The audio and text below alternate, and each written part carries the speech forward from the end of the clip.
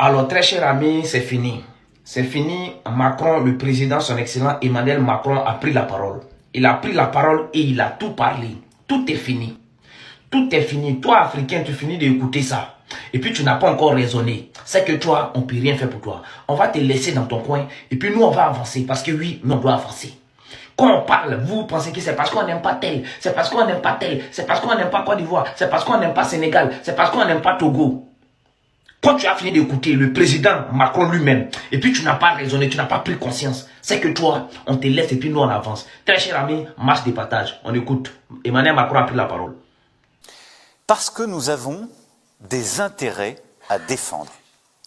Et je pense que quand on parle d'Afrique, il faut le dire clairement, parce que ça va beaucoup mieux en le disant. On ne va pas faire le bien commun. On a des défis communs. Le changement climatique, c'est un défi commun. Essayer que la jeunesse africaine trouve un avenir, je dirais que c'est un défi commun, parce que ce sera aussi notre problème si on n'y arrive pas. Mais on va défendre des intérêts. Et c'est ça un partenariat réciproque et équilibré. C'est qu'on ne prend pas les gens pour des imbéciles. On ne dit pas on arrive chez vous parce qu'on va faire le bien chez vous à votre place. Parce que vous n'êtes pas capable de savoir ce qui est bon pour vous, de le penser ou de le faire. Non. On vient défendre nos intérêts et on le fait de manière respectueuse avec les intérêts des pays africains où on se déploie. C'est la logique dans laquelle, d'ailleurs, depuis le début, le Conseil présidentiel pour l'Afrique a à chaque fois déployé ses conseils, proposé des mesures, et je remercie tous ses membres depuis 2017 pour leur engagement. Alors notre intérêt, c'est d'abord la démocratie. La France est un pays qui soutient en Afrique comme ailleurs la démocratie et la liberté. Un pays qui parle à tout le monde, y compris aux opposants politiques.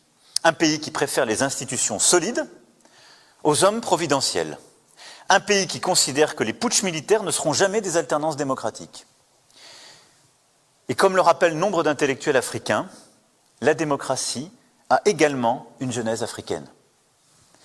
Aussi, notre rôle n'est pas d'imposer nos valeurs ou de les proclamer, mais de contribuer à ce que des réseaux d'intellectuels et d'acteurs civiques la fassent vivre en s'inspirant des pratiques démocratiques de leur société.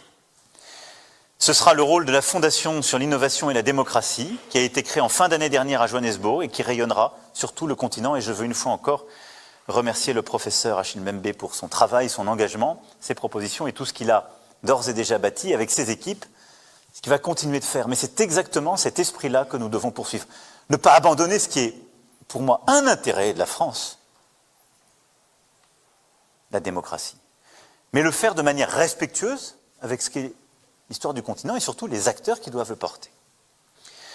Notre intérêt, c'est évidemment aussi de nous donner une nouvelle ambition économique sur le continent africain.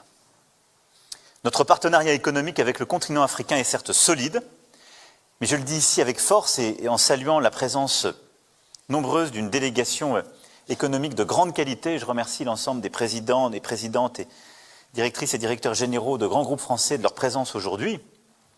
Mais nous avons besoin d'être lucides sur notre présence économique sur le continent africain et la manière dont elle est vue.